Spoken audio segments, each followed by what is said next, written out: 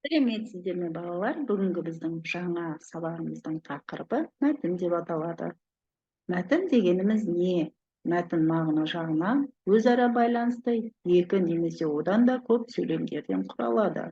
Мәтінге ат қоюға болады. Мәтін дегеніміз ол өзара байланысқан сөйлемдер. Ат қоюға болады. Абзацтардан тұрады. Жоспар құруға болады. Оқиғалар хабарланады, сипатталады, дәлелденеді. Және мәтін басталуы, негізі, соңы болады. Мәтіннің қандай түрлері бар? Мәтіннің 3 түрі бар балалар, иә? Әңгімелеу, сипаттау, пайымдау. Олай болса, бірінші тапсырмаға назар аударыңыздар. Балалар, мына берілген кестедегі сөздерді пайдаланып, сөйлем құраңдар. Міне көріп тұрғандарыңыздай, кестеде көптеген сөздер берілген. Адамдар, адамдарға деген бірінші сөздер бар. Демек, осы сөздерді бір-біріне байланыстырып, сөйлем құраймыз. Мысал үшін, адамдар лимон жейді, немесе сатып алады. Адамдар сүт пісіреді. Адамдар мәнті қуырады. Міне осылай кестедегі сөздерді пайдаланып сөйлем құраймыз. Келесі тапсырма, екінші тапсырма, крестиктер мен ноликтер ойыны. Демек, крестиктер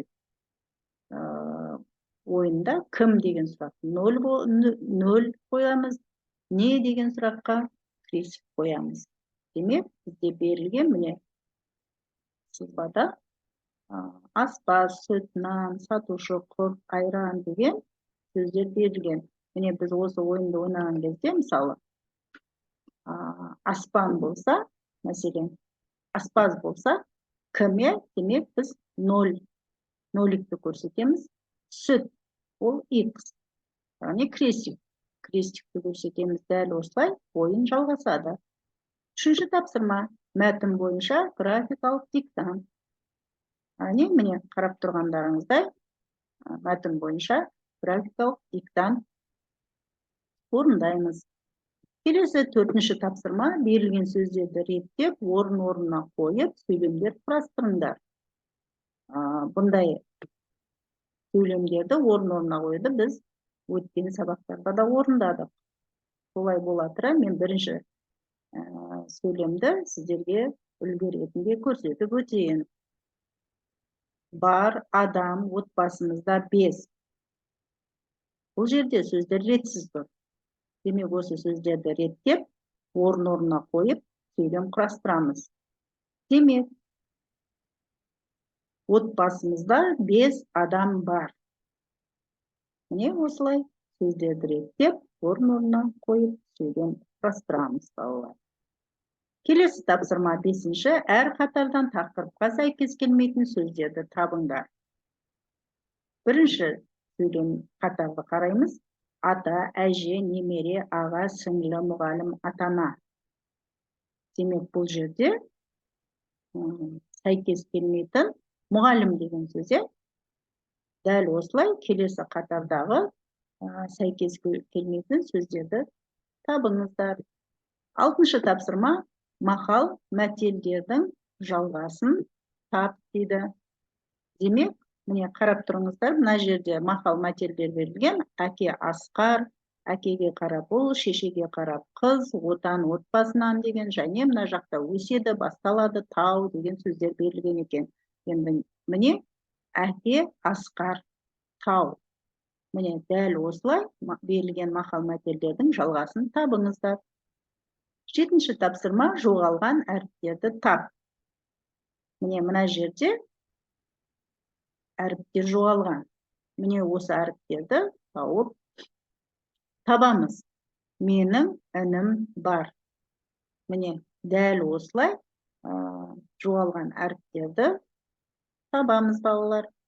8-ші тапсырма, кім не сыйлады? Қараңыздар, мен берілген Мадина, Айжан, Мадияр, Санжар.